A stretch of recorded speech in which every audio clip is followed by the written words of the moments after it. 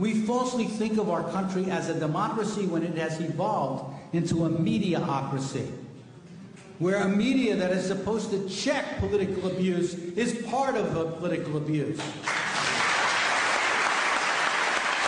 These commercial entities now vie with the government for authority over our lives. They are not a healthy counterweight to government. They are as big as or bigger than government, and they work closely with government. The most powerful special interest in Washington today is the media, because not only do they give money and lobby and do all the things that industries do in Washington and companies do, but they, of course, control whether or not a politician's mug gets on the tube. Now, that's power. That's the ultimate power in a political realm, is controlling perceptions.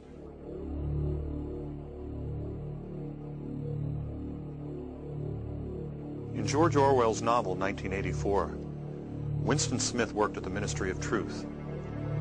But his job was not to ensure that truth was preserved. Quite the contrary. His job was to alter past news stories so that the version of the truth given by the ruling elite, the party, was never contradicted. If the party, which Orwell called Big Brother, lied to the people, a quick check of Winston's altered records, the only remaining records, would prove that the lie was true. Can lies become truth? Could a media system, controlled by a few global corporations, with the ability to overwhelm all competing voices, be able to turn lies into truth?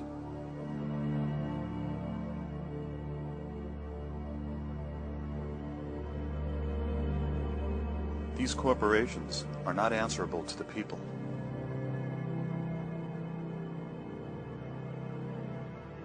Only the politicians can regulate them.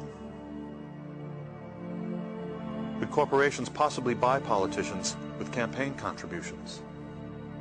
Contributions so large that the politicians would allow unregulated corporations to go about their business of eliminating less powerful voices until only one voice remained.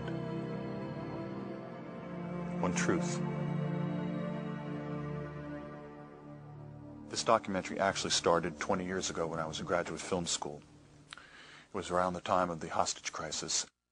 It seemed to me at the time that the way the news was being covered was changing, and that this was typified by Rupert Murdoch's New York Post. So I went and I interviewed the editor of the New York Post on video, very primitive video. Do you think that you people increase public panic sometimes about shortages? Is it possible? Yeah, yes. I think that's where it's that's where the panic starts, through the media coverage, through newspaper coverage, television coverage. Do you think that the New York Post tells the true story? Well, sometimes you cannot depend on the media. I think what they create is they create, like gas, you can create a panic, right? New York is a tough town, can be very abrasive.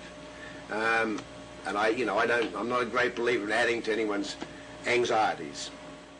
Peter Mitchellmore was quite candid with me that day. Later I found out why. Are you living? Yes, go I on. became rather incompatible with the newspaper. The paper's fine, it's selling well, but it's not my kind of newspaper anymore. That's it. That day in 1980, we spoke about the hostages and the new phenomenon of the never-ending story. They were finally released the day Reagan was inaugurated.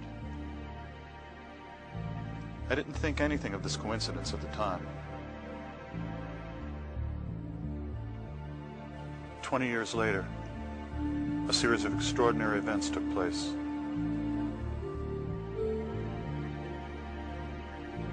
For me, they provided a window.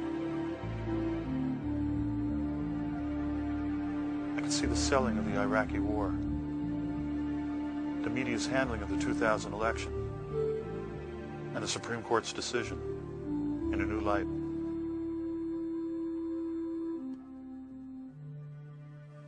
The question became whether there was a pattern in the way stories are covered and then dropped. Had it become easier to purposely manipulate the news? Were they not covering certain stories on purpose? Meanwhile, over the years, I had descended into the third world of independent film. But as it happened, right next to the review of my movie was a review of The Insider, a film about the killing of a news story. I took this as a sign. But how to get at the truth? I read about a man named Charles Lewis, an ex-60 Minutes producer who had created a unique nonpartisan news organization.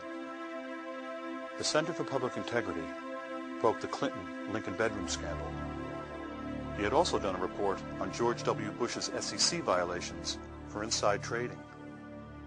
In the 60s, 3 in 4 Americans trusted their government. Today, it's 1 in 4 Americans trust the government. The level of secrecy and the amount of money in our process is greater than it's ever been. Archibald Cox, a Watergate prosecutor I interviewed for our book, The Buying of the President 2000, said the level of trust in this country is worse than he's ever seen it, including during Watergate.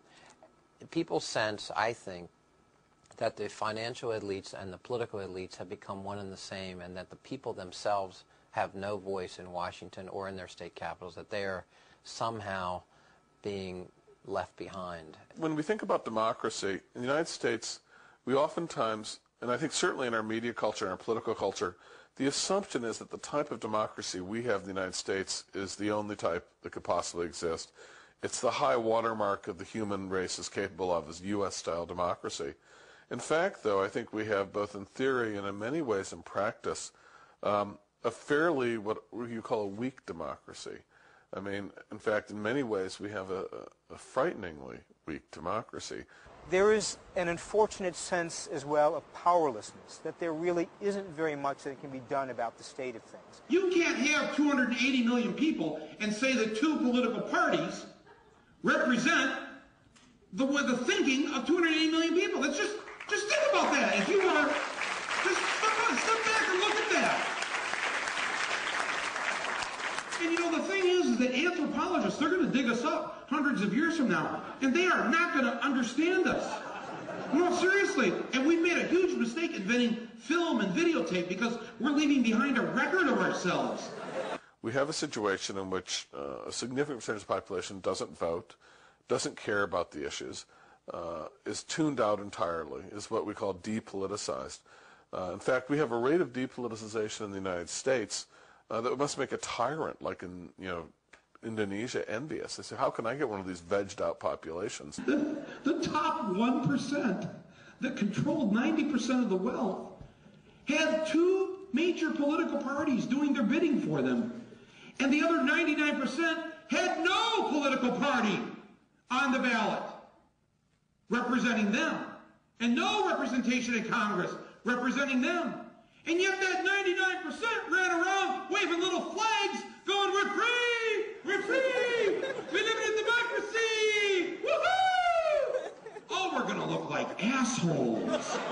No, seriously, folks. We got to leave a note behind and explain our actions. We have more instant access to information as consumers and as citizens than we've ever had in the history of the country. That does not necessarily mean we're better informed. And that's a fascinating irony by itself. There's an apposite quote from Dr. Goebbels. It's a kind of an explosive, thing to invoke here, but he said once, and this is an example of how sly he was, that what you want in a media system, and he meant the Nazi media system, is ostensible diversity that conceals an actual uniformity. The truth of the matter is that increasingly what we see, what we hear, and what we read is being controlled by fewer and fewer large multinational corporations. People don't appreciate this. In the last days of the Soviet Union, you had dozens of newspapers, dozens of magazines, all kinds of radio and television stations. The only problem is that all of that media was controlled by the Communist Party of the Soviet Union or the government of the Soviet Union. We are moving in that direction. There is an illusion of choice that's maintained when you can have 100 channels on your cable system, and how many movies did the studios release a year now? All these different studios, and the music industry with so many labels, and magazine stands that go on and on and on forever. Well, the owners are a handful, 5, 6 different companies. And that is a very dangerous development for those of us who believe in a vibrant American democracy. Fewer and fewer people vote. When polls tell us that fewer and fewer people understand the political process, what the media does is trivialize what goes on, sensationalizes it, makes it entertainment, rather than saying, look, the function of the media is to educate you to live in a democracy, which is pretty serious stuff. You got a media system that's basically a subsidiary of corporate America. That's all it is. You're going to have a media system that will not cover stories of tremendous public moment, while it will overfocus on trivial stories that don't have any resonance at all. In terms of the political process, you ask yourselves, what are the most important issues facing our country? Why is it? Simple question. With all of the growth in technology, with all of the wonderful globalization and free trade, all of that stuff, all of the increases in education, why does the average American today work longer hours for low wages than was the case 25 years ago? Simple question. Do you think it's seen on television very often? What about the morality of 1% of the population owning more wealth than the bottom 95%? Seen that? In a New York Times editorial, Princeton economist Paul Krugman addressed one of these little-mentioned issues. According to the nonpartisan Congressional Budget Office, between 1979 and 1997, income for families in the middle rose 9%. Income for families in the top 1% rose 140%. Krugman noted, quote, "I know from experience that even mentioning income distribution leads to angry accusations of class warfare." He then asks, why has the response to rising inequality been a drive to reduce taxes on the rich? Good question. According to Joan Didion, news is no longer just reported but managed in a way that sets its terms and shapes its overall content. Has the mainstream media become an anti-democratic force in the United States? What you want to say is, if you have a self-governing society, a democratic society, what does that society need from its journalism? I mean, what are the attributes you need to have from your journalism, from your media system to produce, so that people can govern their own lives effectively? And I think there are 2 or 3 things that jump out at you if you study the matter at all. And they're really not debated. One, you need a really hard watchdog.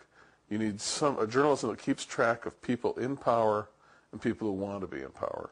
Hitler says in Mein Kampf that the people's power of forgetting is enormous. This is the case with mass society, right? You have to have a healthy media system in order to counteract that natural tendency. You've got to have that, because then people will be sufficiently roused by the notion of having to protect their interests to pay attention. Otherwise, if it's just a spectacle, if it's just a bunch of razzle-dazzle and bullshit, people will naturally, forget about it in a couple of days. And that's the pickle that Americans tend to be in. A CNN Gallup poll conducted in March 2003 found that 51% of the American people thought Saddam Hussein was personally responsible for the September 11th attack. Why did they think that? Forget about forgetting. They don't know. They don't know. I picked up my local paper today.